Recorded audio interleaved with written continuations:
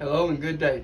My name is Aaron Ward. I'm a student at Liberty University, and today we will be talking about internal combustion engines, which a lot of you think that you may not know about, but I promise you that you do.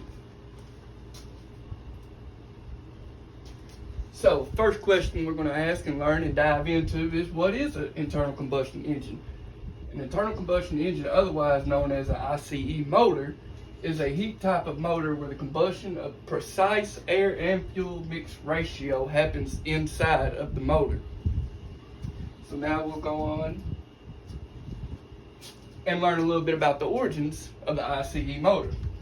In 1798, John Stevens designed the first American internal combustion engine, used mainly at that time on steamboats, for type of travel and what have it.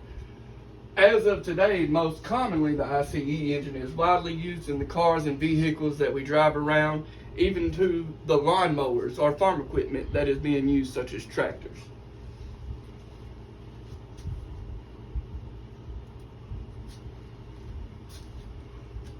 The major parts and components. While there are many parts and components that go onto an engine, as we know of, some that are used for luxury, such as rolling up windows or that sunroof that everybody likes and laying back in the seat.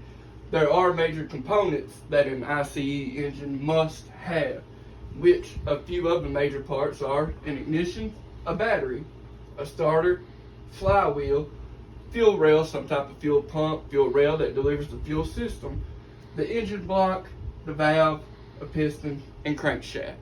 Now those are all major parts that we need to know to be able to continue on. Knowing the location of each of these components not only helps understand the function of this type of engine, but also you have to know where to begin to be able to start and move and understand this engine.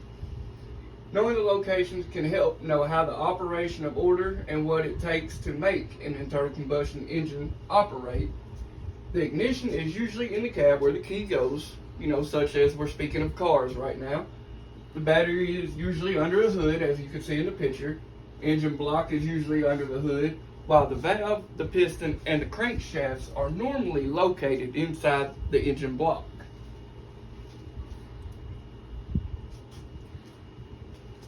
In this here, we learn about a starting sequence. Every ICE engine has some type of starting sequence that starts the engine over and makes it roll over and operate and go. In this starting sequence, just this simple diagram right here, once you put the key into the ignition, the battery powers the starter, which comes over here, the switch, and it goes into the starter. The starter turns this here flywheel, and the flywheel turns the crankshaft that is inside the motor.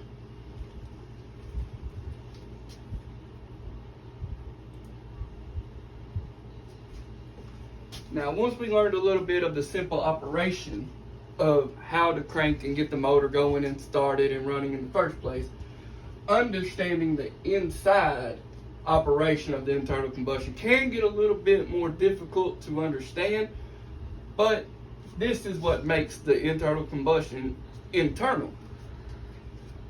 As shown is the operation of a 4-stroke internal combustion engine, which is widely used in all the cars today. Cars, tractors, weed eaters, mowers, mostly whatever you can think of runs with this 4-stroke cycle.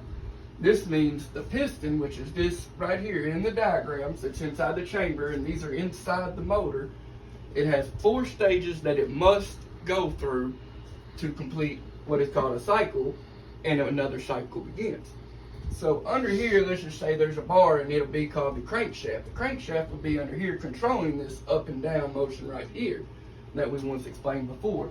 So at the top, you have an inlet and an exhaust, and these right here each are called valves. Okay, as this piston is pulling down and going down, this inlet valve is allowing fuel and air to come in at a precise mixture, like we talked about in the first slide earlier. Well, as the induction goes up, now the piston goes back up. At this time that the piston goes back up, both valves, because there are 2 valves, the inlet and exhaust, Both valves are now closed, which creates a compression in type of this motor, the internal combustion motor, which makes a compression. Once this compression happens, the spark plug, which is our ignition or ignite, ignites. When this ignites, it has the combustion for the internal combustion. Once this combustion happens, it forces this piston to go back down onto the crankshaft. Once this piston comes back up again, the next valve opens up, which is the exhaust valve. Once this exhaust valve opens up, pressure is released and the cycle restarts over again. That is the end of my presentation and slide. I'd like to thank you for this time. Have a good day.